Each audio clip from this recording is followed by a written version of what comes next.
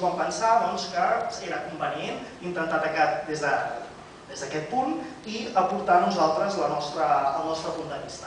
Tot això està motivat perquè vam contemplar que no en el panorama periodístic, però sí des del punt de vista dels blogs, nosaltres havíem vist que, sobretot jo, que ja us ho explicaré després, però soc un apassionat de la premsa, trobava que hi havia molta gent, companys, amics meus, que tenien la manera de donar la seva opinió sobre l'actualitat en aquell moment a través de blogs que tenien. I dic, ostres, és que jo vull mirar el blog d'en Josep per dir alguna cosa i haig d'anar al seu blog.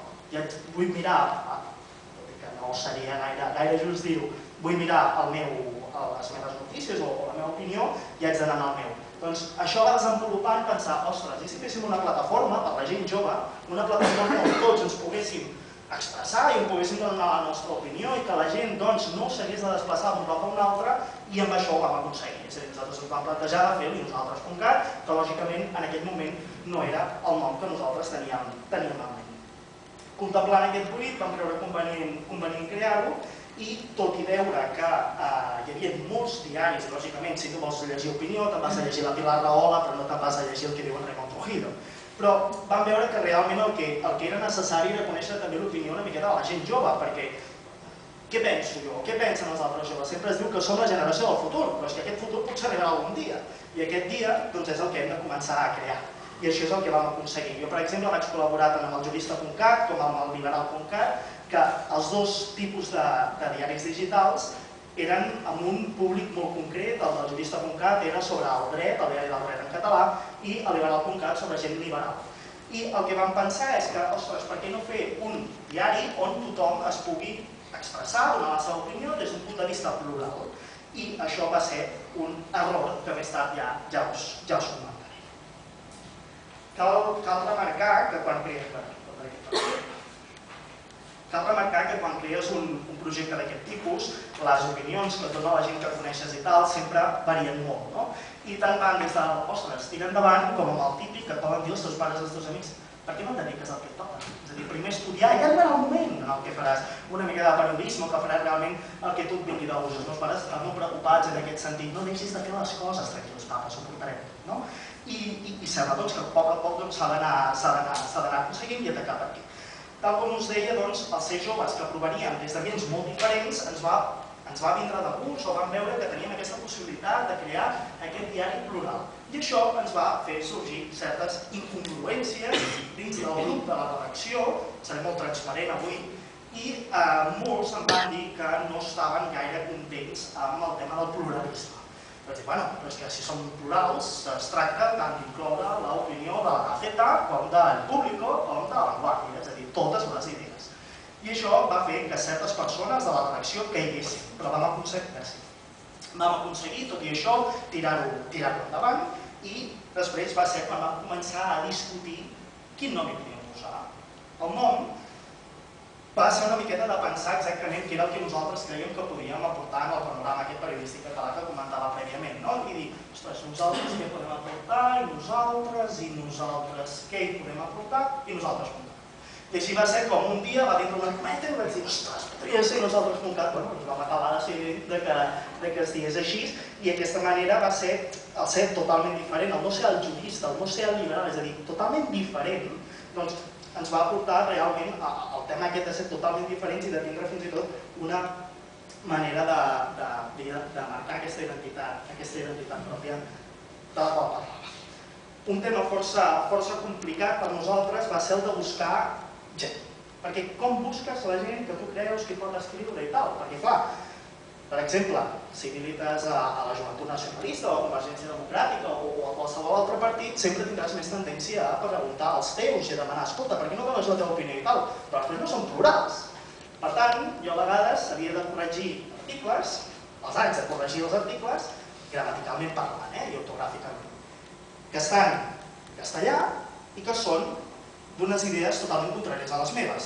Però crec que en aquest tema, amb la secció que era més complicada, que era la de la política, vam actuar bé en el sentit que vam ficar, com a director vaig escollir un cap de política que era totalment antagònic a mi políticament parlant. El tema de buscar la gent, nosaltres no volíem imposar com pogués ser l'avantguàrdia un seguit de seccions determinades i que la gent digués, doncs mira, jo escric a cultura, jo escric a tal. No, escolta, tu què t'interessa, tu què t'agrada, quines són les teves aficions? I encara que no siguis professional d'aquell àmbit, doncs podràs escriure realment el que tu et faci il·lusió i el que tu realment tinguis alguna cosa a dir, perquè a mi em poden dir, bueno, Raimon, és que és el teu calendari és escriure d'esports, no vulgueu escriure d'esports. O sigui, no, pel vostre fer millor que no ho faci. La part positiva va ser que quan anàvem parlant amb la gent i li anàvem comentant que nosaltres fèiem aquest projecte i tal, tots hi estaven d'acord. Tots deien que era molt bona idea, tots deien que realment se sentien molt còmodes amb aquest tipus de projecte i també pensaven que podria tirar endavant. I podria ser el dia de demà, per què no? L'Eto Lorenzo ho deia, Raimon, és que estem fent una cosa molt bèstia. Mira, jo no sé si fem alguna cosa bèstia o no. El que jo sé és que nosaltres estem creant una cosa que a nosaltres ens fa il·lusió, una cosa on la gent, els nostres pares, els nostres amics, els nostres companys, t'insisteixen i et demanen, sisplau, que et dediquis al que realment et toca, però és que tu fas amb tanta il·lusió que realment, quan llegeixen els articles, diuen que realment val la pena que ho facis, no? Després, posar en marxa. No ho he explicat, però diguem-ne que les parts més importants seria tindre la idea, com a emprenedors que diem, tindre la idea del que volem fer, mirar com està el mercat, mirar si podem atacar-hi o no, i després, sobretot, buscar la gent que hi pugui escriure. La buscada de la gent, toca ja posar-ho en marxa. I aquesta posada en marxa nosaltres ho vam tindre força senzill perquè realment ho vam fer el mes de setembre. Això ho portàvem preparant des del mes de maig, però vam tindre un mes de setembre bastant agitat, és a dir, molt agitat. Per què? Perquè va haver-hi la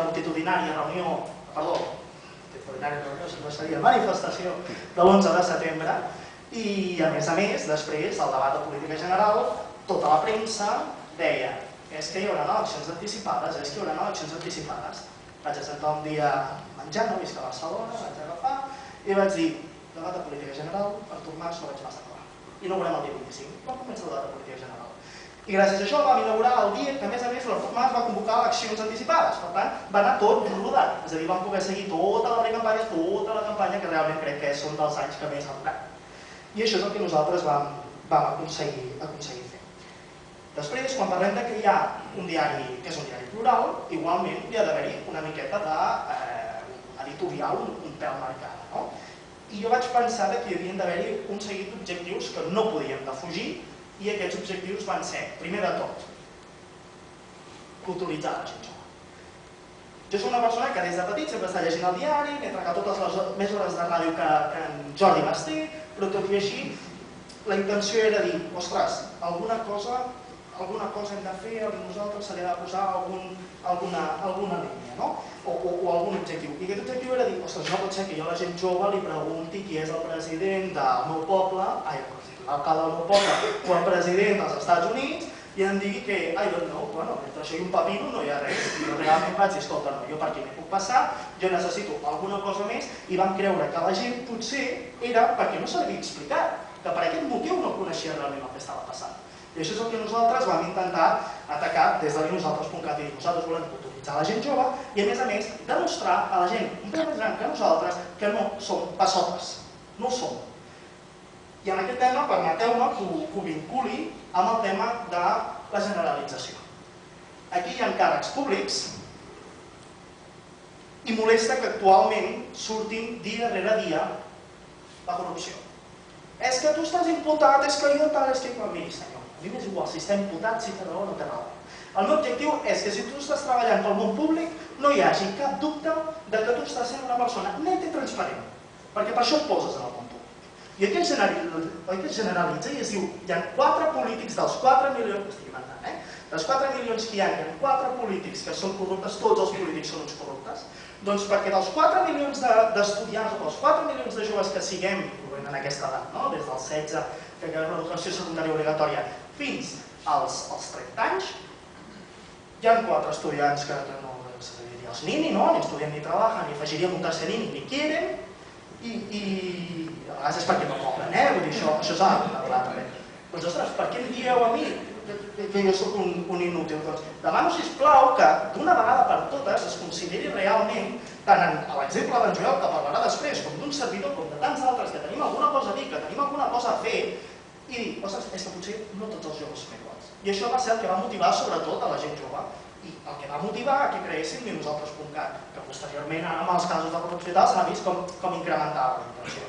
Però sempre, sobretot, és a dir, jo no em posaré en una persona que pugui ser lliure, que pugui ser legal, que no pugui ser legal, jo no m'hi posaré. Ara, jo donaré la meva opinió en general, no pas apuntant concretament a una persona, perquè crec que no tinc cap tema. I després, l'altra cosa que també ens preocupava a nosaltres era el tema aquest del rigor i del respecte. És a dir, nosaltres hem de ser rigorosos, quan fas premsa has de ser rigorós, has de dir les coses tal com són, però sempre sent legal i estricte, respectar la veritat, i ser transparent sobretot en aquest sentit. I això és el que nosaltres, des de nosaltres, de la redundància, volíem apretar i volíem aconseguir.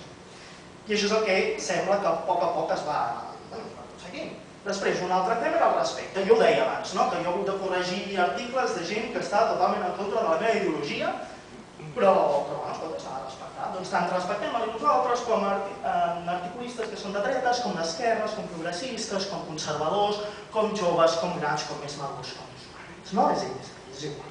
Tothom està respectant. I ja vaig acabant, que si no, i després, és a dir, està molt bé dir, sí, trec un diari i tal, però també toca mirar una miqueta a veure quin servirà, perquè si fic jo pels meus pares, per això no foto la inversió. Doncs nosaltres, en aquests moments, a Nosaltres.cat, podem dir que tenim, des del mes de setembre, és a dir, des d'aquests 6 mesos que vam iniciar, no parlaré d'inversions i tal, perquè l'inversió és mínima, són 500 euros per anar entre dos inversors, per tant realment és molt petita, però nosaltres cal dir-ho, però em centraré més en les visites, que és el que bàsicament